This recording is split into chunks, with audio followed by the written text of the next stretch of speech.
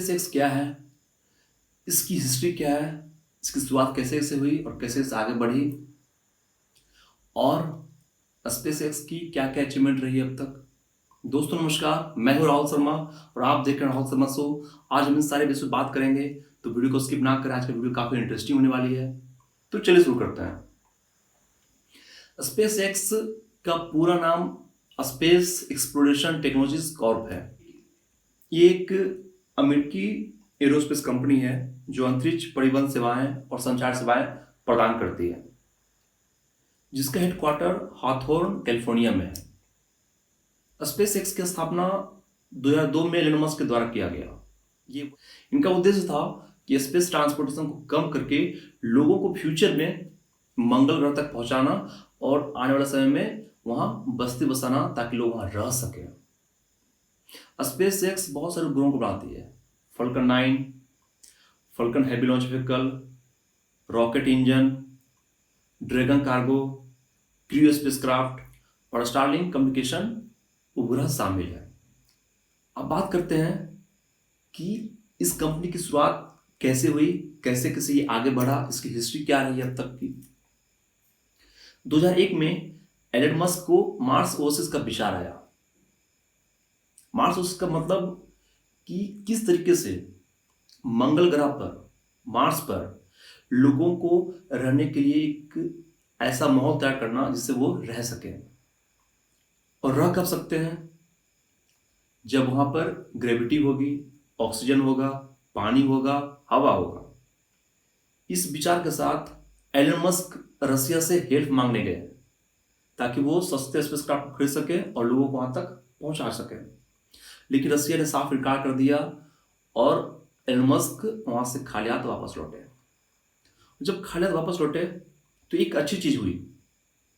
Elon Musk के दिमाग में एक विचार आया कि क्यों ना स्पेसक्राफ्ट को वो स्वयं बनाए, और इसके लिए वो चिप कंपोनेंट और वर्टिकल इंटीग्रेशन का यूज करने लगे, जिससे स्पेसक्राफ्ट को सस्ता बनाया जा सके। वर्टिकल इंटीग्रेशन का मतलब होता है कि जब कोई प्रोडक्ट आप बनाते हो तो उसका रॉ मटेरियल भी आप खुद बनाते हो, ताकि प्रोडक्ट का कीमत कम हो जाए मार्केट में। एक उदाहरण समझिए कि आपकी एक जूते की कंपनी है और आप जूता बनाते हो। उस जूते के लिए रॉ मटेरियल चाहिए चमड़ा, तो चमड़ा आप बाहर से मंगवाएंगे। जो आप बाहर से मंगवाएंगे चमड़ा, तो जाहिर सी बात है कि जब जहां से मंगवाएंगे तो वो अपना कुछ ना कुछ कॉस्ट जोड़ेगा, प्रॉफिट जोड़ेगा, तभी तो आपको देगा। जब देगा तो जो आप वहां से खरीदोगे, तो जाहिर सी बात है कि आपका प्रोडक्ट का प्राइस बढ़ेगा। लेकिन उसी रॉ मटेरियल को अगर आप खुद बनाते हो तो जाहिर सी बात है कि प्रोडक्ट की लागत कम होगी और उसकी कीमत भी कम होगी। इसी को बोलते हैं वर्टिकल इंटीग्रेशन। और बात आगे बढ़ी और 2002 में एलन मस्क ने अपनी कंपनी के लिए कर्मचारियों की तलाश करना शुरू कर दिया। और इसी बीच उनकी मुलाकात टॉम म्यूलर से हुआ, जो एक रॉकेट इंजीनियर थे। उन्होंने टॉम म्यूलर को एक प्रस्ताव दिया कि आप हमारे बिजनेस पार्टनर बन जाइए और हमारे साथ काम कीजिए। और इस प्रस्ताव को वो स्वीकार कर लिए उनके साथ काम करने के लिए। इसी से जन्म हुआ स्पेस एक्स का। उसके बाद एलन मस्क ने बहुत सारे कर्मचारियों का व्यक्तिगत रूप से इंटरव्यू लिया और उन्हें मंजूरी भी दी। शुरुआती दौर में स्पेस एक्स का हेडक्वार्टर जो था वो कैलिफोर्निया के एक एल सेगेंडो के एक गोदाम में था, जिसमें 160 कर्मचारी काम किया करते थे। एलन मस्क ने कहा कि इस कंपनी का लक्ष्य है कि लागत को कम करना और अंतरिक्ष तक पहुंचने के लिए भरोसे को बढ़ाना। बात आगे बढ़ी और तारीख आया 2005। इस दौरान कंपनी ने पहली बार प्राइवेट फंडिंग से ऑर्बिटर लॉन्च व्हीकल तैयार किया, फॉल्कन 1। इसकी कुल लागत $100 मिलियन था। पहला 2 फॉल्कन 1 लॉन्च व्हीकल को अमेरिका ने स्वयं खरीद लिया, डिफेंस की पर्पज से।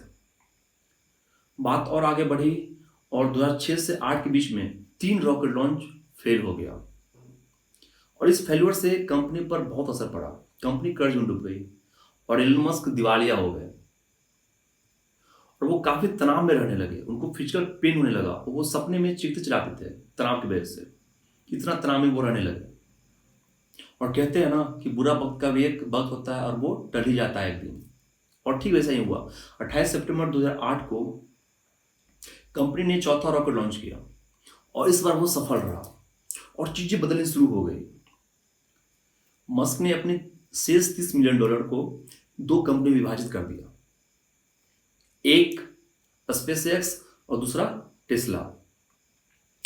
फिर और उनको हेल्प मिलना शुरू हो गया जब नासा ने commercial resupply service contract SpaceX को सौंपा, जिससे कंपनी को आर्थिक रूप से मदद मिली। फॉल्कन उनके चौथी बार में सफलता के बाद 5 बार लॉन्च किया गया और इस बार फिर सफल रहा, और इससे कंपनी का हौसला और बढ़ा, एलन मस्क का हौसला और बुलंद हो गया और इस बार वो बड़ी तैयारी में जुट गया। इस बार तो अब बड़ा ऑर्बिटर लॉन्च करना है और जन्म हुआ फॉल्कन 9 का। उधर नासा से कमर्शियल रिसप्लाई सर्विस कॉन्ट्रैक्ट पर सफलतापूर्वक बातचीत करने के लिए गवर्नर शॉटवेल को कंपनी का प्रेसिडेंट बना दिया गया। बात आगे बढ़ी और तारीख आया 2010 और फॉल्कन 9 को नासा ने तेजी से आगे बढ़ने में मदद किया जब उन्होंने कमर्शियल व्हीकल को स्पेसएक्स से खरीदना शुरू कर दिया। अप्रैल 2011 में नासा ने स्पेसएक्स को $75 मिलियन दिया ताकि उसके लिए वो क्रू स्पेसक्राफ्ट को बनाए। 2012 की शुरुआत में एलन मस्क के पास कंपनी का 2/3 हिस्सा था। इसका वैल्यू था $70 मिलियन और प्रति शेयर का प्राइस था $875 और पूरी कंपनी का वैल्यूएशन था $1.3 बिलियन।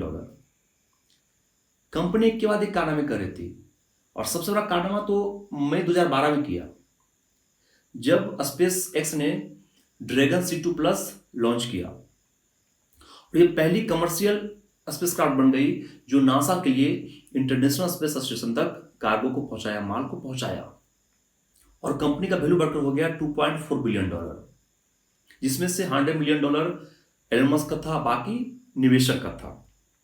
बात थोड़ी और आगे बढ़ी और 2014 में स्पेसएक्स ने 20 कॉन्ट्रैक्ट में से 9 कॉन्ट्रैक्ट को जीता जो पूरे विश्व स्तर पर प्रतिस्पर्धा हो रही थी। फिर क्या हुआ कि यूरोपियन एरियन स्पेस की कंपनी है उसे भैंस ताने लगा कि कहीं वो स्पेसएक्स से प्रतिस्पर्धा करने में पीछे न रह जाए, इसलिए उसने सरकार से सब्सिडी की मांग की।